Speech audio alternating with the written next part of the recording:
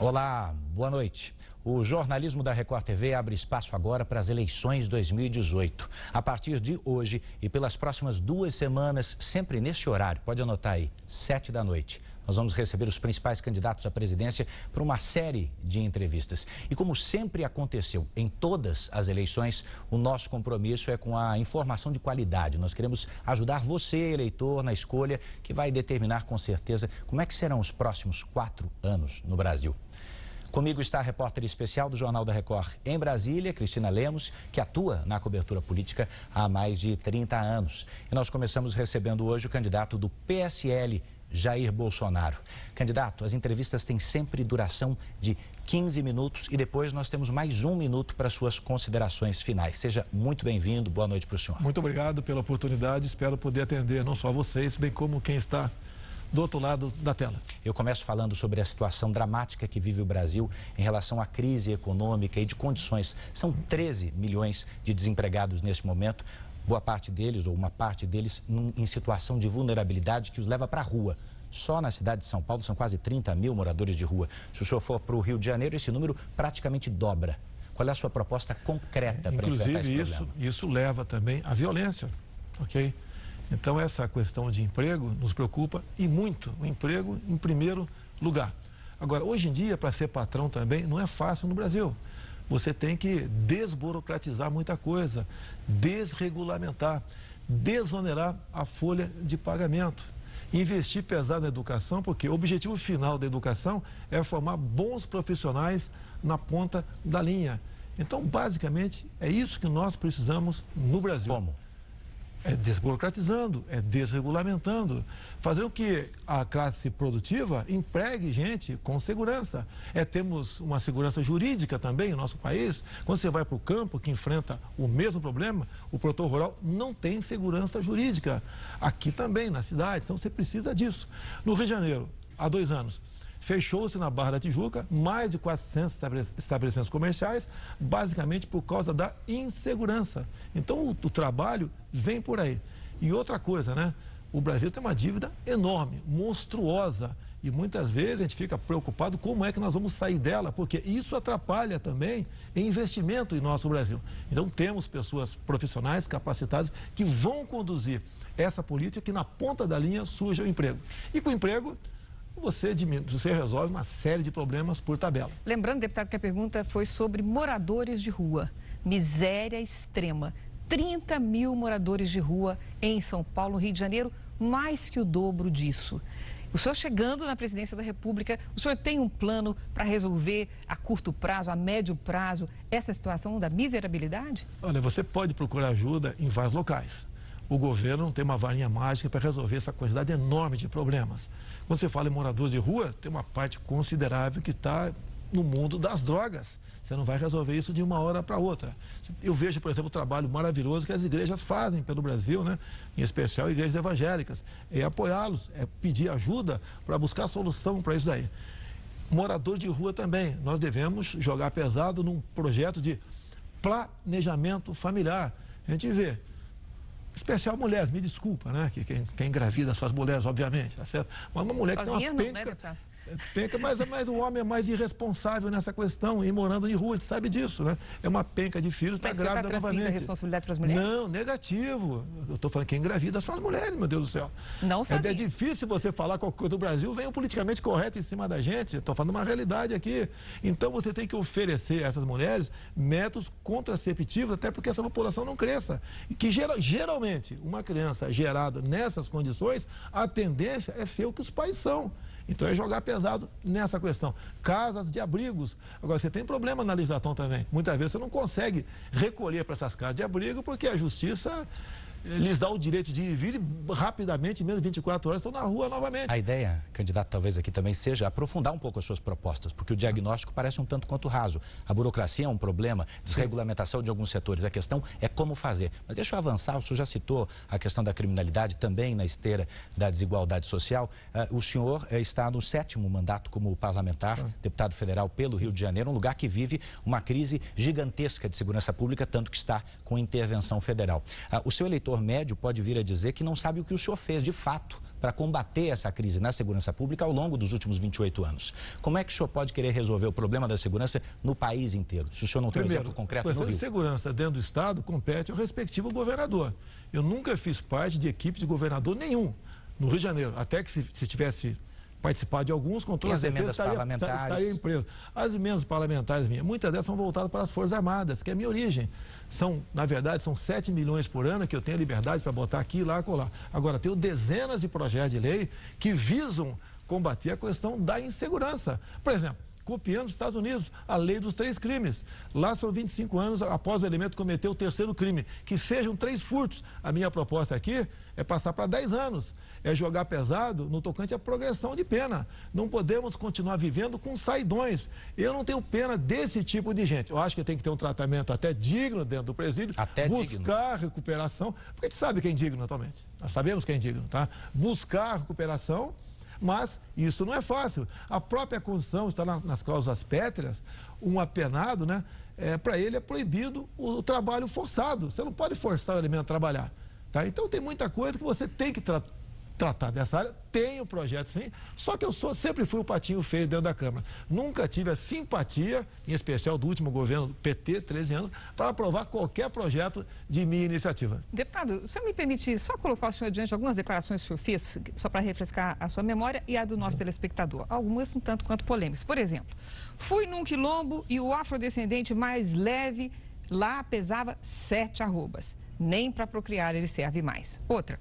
Não vou combater nem discriminar, mas se eu vir 2 homens se beijando na rua, vou bater. Posso responder uma? Vamos lá. Primeiro, essa segunda você não acha em lugar nenhum. Mentira. Não procede. Mentira. É a primeira, com relação ao afrodescendente. A primeira, eu conheci o cara, brinquei com ele, inclusive. Era uma brincadeira. Se você vê nas imagens, lá no clube que eu dei essa palestra no Rio de Janeiro, eu estava sorrindo. Agora, o que os quilombolas querem? Eles querem uma nova lei áurea. Eles não querem continuar sendo tutelados pelo Estado. Eles querem explorar a sua terra da melhor maneira possível. Alguns querem ainda, se for o caso, vender essa propriedade. Somos em torno de, se não me engano, 600 quilombolas no Brasil e crescendo esse número assustadoramente. Não podemos criar uma nova reserva para os afrodescendentes. Tem direito? Tem, vamos cumprir a lei. Mas eles têm que ter liberdade de fazer o que bem entende na sua terra. A próxima frase. Tive 4 filhos homens. Na quinta, eu dei uma fraquejada e veio mulher. Uma brincadeira, como os homens fazem. Brincando bastante, né? Não, mas você tem... Eu sou uma pessoa bastante... Mais uma frase, pera um pouquinho. Eu sou uma pessoa bastante extrovertida. Se foi um comentário infeliz, me desculpe as mulheres, do fundo do coração. É a filha... essa filha é algo diferente na minha vida. O senhor pediria desculpa para a deputada Maria do Rosário? Ela teria que primeiro pedir desculpa, né, aos familiares que tiveram a sua filha estuprada e assassinada por aquele bandido chamado Champinha. Ela estava defendendo o estuprador Champinha, dizendo que qualquer crime dessa natureza praticado por menor de 16, 17 anos, a pena tem que ser à luz do ECA e não à luz do Código Penal nosso, que eu tento mudar há muito tempo, que se configura na redução da maioridade penal. O que aconteceu ali, a justiça chama de ato reverso. O senhor real no Supremo por esse motivo, o Supremo, né? Lamento, quem me levou essa proposta para lá foi a senhora Ela Vieco, uma petista de carteirinha, que foi pego logo depois de ter me denunciado lá, em Portugal, com a faixa fora Temer. E mais ainda, né? O PT, em documentos oficiais que temos comigo, né? Eles sempre lutam para buscar caçar o meu mandato, porque eu sou um empecilho ao prosseguimento do PT. Tanto certo. É verdade que hoje em dia... Só um minutinho, para concluir esse raciocínio ainda da questão da Maria do Rosário, eu queria colocar para o senhor o seguinte, naquele bate-boca com a deputada, o senhor disse que ela não merecia ser estuprada porque ela era feia, não fazia seu gênero, ela chamou de vagabunda, etc. O senhor imagina se a sua mulher estivesse colocada numa circunstância como essa? Minha mulher jamais teria a educação, jamais a senhora a minha esposa teria esse linguajar da senhora Maria do Rosário. Ela defendendo um estuprador e homicida e me chama de estuprador. Mais ainda, olha só, há 2 anos e pouco nós votamos uma proposta de emenda à Constituição para reduzir a maioridade penal para quem pratique crime como estupro. A senhora Maria do Rosário votou contra. O recado que ela dá, a senhora Maria do Rosário dá para todas as mulheres do Brasil é o seguinte: menores de idade pode continuar estuprando e matando, que você vai ser punido à luz do ECA. E nós sabemos que a cada 6 meses, um elemento que está lá recolhido numa casa essas casas chamadas FEBEM, Fundação Casa, ele é submetido a uma nova avaliação e mais de 90% vão para a rua após 6 meses. O que eu quero é que o menor estuprador, bandido, vá para a cadeia. Então, se eu exagerei ali, pode até haver exagero. Foi um ato reverso, mas eu estava defendendo, sim, as mulheres, esse crime, que é um dos crimes mais hediondos que tem no Brasil, que chama-se estupro. Sem dúvida. Eu te pergunto, após essa questão da PEC, quem é que defende a mulher, eu ou ela? Vamos falar sobre a área administrativa. O senhor disse que não teve a possibilidade de concorrer ao executivo, não teve um cargo no executivo, mas o senhor tem condições dentro do seu gabinete de gerir a verba pública, o dinheiro, da maneira que achar melhor. E, inclusive, na contratação de funcionários. O senhor acabou de citar a sua esposa, eu queria lembrar aqui ao senhor e ao telespectador que ela foi contratada por mais de 1 ano no seu gabinete quando vocês namoravam. 2 meses depois, vocês se casaram. 5 meses depois do casamento, ela foi promovida ao cargo que é considerado mais alto do gabinete. Você está completamente equivocado. Me parece, deputado, só 2 meses depois do casamento, ela foi embora. 2 meses após o casamento. E ela podia continuar. Me permita só fechar a pergunta. Parece ao eleitor médio um caso clássico de nepotismo. O senhor já disse que foi decisão do líder do partido, o que poderia ser enquadrado como nepotismo cruzado. Eu lhe pergunto se a contratação da sua esposa, nesse caso, ela foi por competência ou por amor? Ela trabalhava trabalhou para 2 outros deputados em Brasília. Depois veio trabalhar e foi para a liderança do partido. Quando me casei com ela, eu consultei a Câmara, que já existia a lei do nepotismo, se ela poderia continuar ou não. A adesão da Câmara que sim. Por quê? Porque quando eu casei com ela, já estava empregada. E 2 meses depois, então, nós resolvemos como um acordo que ela fosse demitida. Então, não existe nepotismo nessa situação.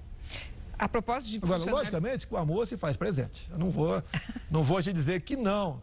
Continuo apaixonado até hoje por ela.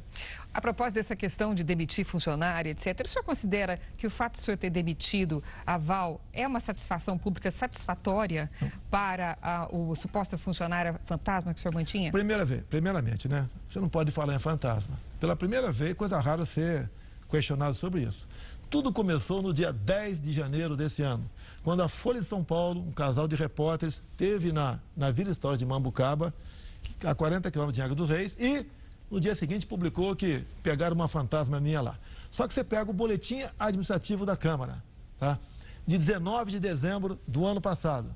Lá publicou as férias da senhora Val, de 26 de dezembro a 24 de janeiro. Então, no dia 10 de janeiro, a senhora Val estava de férias. É uma injustiça enorme que a Folha de São Paulo cometeu contra uma senhora, uma mulher respeitada, que tem um marido que sofre sérios problemas, que ganhava R$ 1.300 por mês.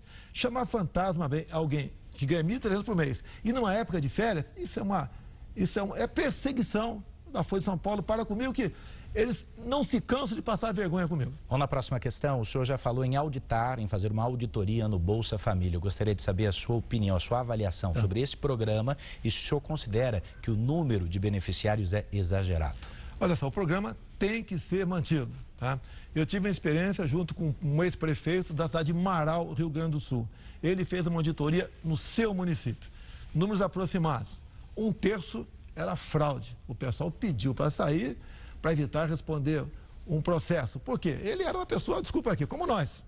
Tinha emprego, né? E estava na fraude. O outro 1/3 ele conseguiu reinserir no mercado de trabalho. E o terço restante, por questão humanitária, ele manteve. O número, pelas potencialidades do Brasil, para aquilo que nós podemos aqui esperar do Brasil, é exagerado. Ninguém quer perseguir quem recebe Bolsa Família. Aquele senhor, aquela senhora que recebe e não tem como sobreviver, eu acho que até mais do que manter. Você tem que aumentar o Bolsa Família com o recurso que sai daqueles que vão sair por fraude. Então, é um programa que nós temos que mantê-lo e, por questão humanitária, obviamente, olhar com muito carinho. Deputado, uma das principais preocupações da população é com a situação da saúde pública. O que traz o seu programa de governo neste quesito? Olha só, isso aí é um ponto que me difere de todos esses candidatos e os que no passado foram presidente da República. O grande problema do Brasil são as indicações políticas. Me desculpe, Cristina, talvez você não saiba o nome do atual ministro da Saúde. E nós deveríamos saber, até pela sua competência. São indicações políticas. E essas indicações políticas são para atender o partido. E com essa indicação política, repito, leva então aquela pasta à ineficiência e à corrupção. Então, um bom ministro da Saúde é o que vai tratar desse assunto com o devido zelo. E outro, Temos que ter um ministro da saúde, não um ministro da doença. Um ministro que invista na saúde básica e na prevenção. Essa é o macro da nossa proposta para tratar desse assunto. Nós estamos próximos de terminar, candidato, e existe uma questão que paira no ar e no meio político sobre um suposto indulto do presidente Lula, que envolveria outros partidos. O senhor conhece esse plano? O que existe de concreto? O que o senhor sabe sobre essa história? Conheço, um minuto para o senhor responder. Isso é como se chama no quartel, o boletim das baias, né? Nós sabemos, né? Então, o que os grandes partidos querem, o Centrão e a esquerda para o lado de lá, é um indulto para o Lula e o pessoal da Lava Jato, que seria o compromisso do presidente eleito, não meu, do eleito. Por outro lado, eles jogam também, porque é indicação política, os ministros para o Supremo Tribunal Federal, é uma reinterpretação da perda da liberdade após a condenação em segunda instância. Então, o que está em jogo no momento é o indulto, o fim da Lava Jato, que vem sendo costurado nos meandros da Câmara e dos partidos, para quem porventura chegar lá, levar avante essa proposta para botar em liberdade. Beneficiaria quem mais? Beneficia o Lula e todos envolvidos na Lava Jato. Ok? Todos condenados na Lava Jato. O senhor inclui quem? Pessoas do PSDB, do MDB? De todos os partidos que tiveram pessoas citadas até agora. PRB, PR, PP, que eu já fui do PP também, PMDB, PT. Todo mundo está nessa... E a sua opinião sobre isso? Você não pode, isso aí você acaba com o poder judiciário do Brasil. Seremos um país sem lei. Com que moral você vai prender um ladrão um cara que roubou um carro aí fora, deixando em liberdade quem desviou bilhões do nosso Brasil? Candidato, o fim da sua resposta coincide com o fim do seu tempo e a gente tem agora 1 minuto para suas considerações finais. Bem, o que eu acho que o Brasil precisa, né? De um presidente, seja quem for, honesto, que tenha Deus no coração, que seja patriota, que jogue pesado na questão da insegurança do Brasil, tá? Que redirecione a política de direitos humanos, que consiga agregar valor via tecnologia daquilo que nós temos aqui no nosso Brasil, que trate com carinho, né, com o devido respeito, o nosso policial civil e militar, que jogue pesado também nos desmandos que há no campo por parte do governo e por parte de invasores, para que o nosso homem possa produzir realmente com paz, com tranquilidade. Desejamos fazer o mundo todo, né, um comércio sem o viés ideológico. Um presidente que valorize a família, que não tenha vergonha de dizer que nós devemos respeitar e defender nossas criancinhas em sala de aula contra a ideologia de gênero. Precisamos de uma escola sem partido. Então nós precisamos de uma pessoa normal e que seja honesta acima de tudo. Isso eu acho que é o básico para termos um presidente que possa bem governar o Brasil e que possa, em janeiro do ano que vem, dia 1º, nomear notáveis para compor o seu ministério. Eu quero agradecer muito a sua participação nessa estreia da sabatina da série de entrevistas do jornalismo da Record. Essa foi a primeira, quero te lembrar, de várias entrevistas com os principais candidatos à presidência da República. E quem nos acompanha por aqui, pela TV, pode rever essa entrevista na íntegra no Play Plus, a nova plataforma do Grupo Record. Amanhã, às 7 horas da noite, nós voltamos com mais um candidato. Você fica agora com as notícias da sua cidade. Muito obrigado e boa noite.